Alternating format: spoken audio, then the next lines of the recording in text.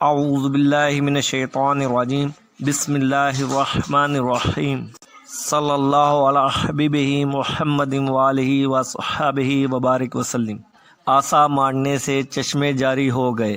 بنی اسرائیل کا اصل وطن تو شام تھا، لیکن حضرت یوسف علیہ السلام کے دور حکومت میں یہ لوگ مصر میں آ کر آباد ہو گئے اور ملک شام میں قوم عمالقہ کا تسلط اور قبضہ ہو گیا، جو بدترین قسم کے کفار تھے۔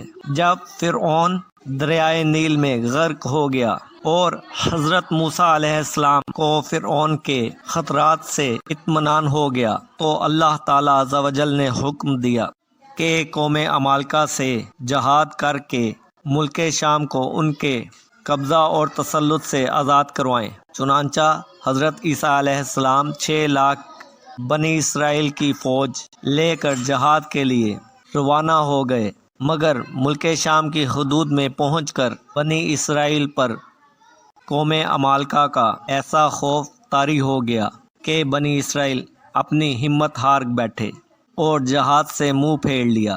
اس نافرمانی پر اللہ تعالیٰ عز و جل نے بنی اسرائیل کو یہ سزا دی کہ یہ لوگ 40 برس تک مقام طے میں بھٹکتے اور گھومتے پھرے اور اس مقام سے باہر نہ نکل سکے۔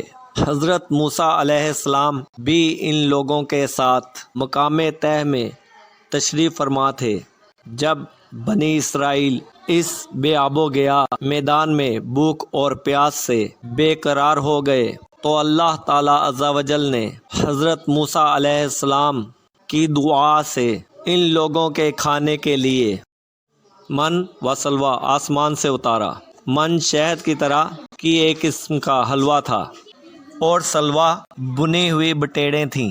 کھانا کھانے کے بعد جب یہ لوگ پیاس کی شدت سے بیتاب ہو گئے اور پانی مانگنے لگے، تو موسیٰ علیہ السلام نے پتھر پر اپنا عصا مبارک مارا، تو اس پتھر میں سے 12 چشمے پھوٹ کر بہنے لگے اور بنی اسرائیل کے 12 خاندان ان اپنے اپنے ایک چشمے سے پانی لے کر خود بھی پینے لگے اور اپنے جانوروں کو بھی پلانے لگے، اور پورے 40 برس تک یہ سلسلہ جاری رہا۔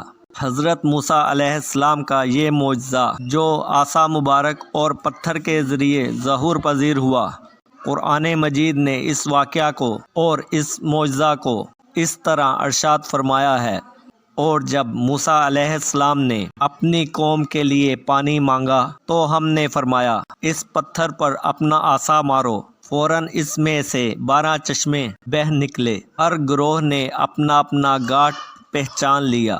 سورہ بقرہ آیت نمبر 60۔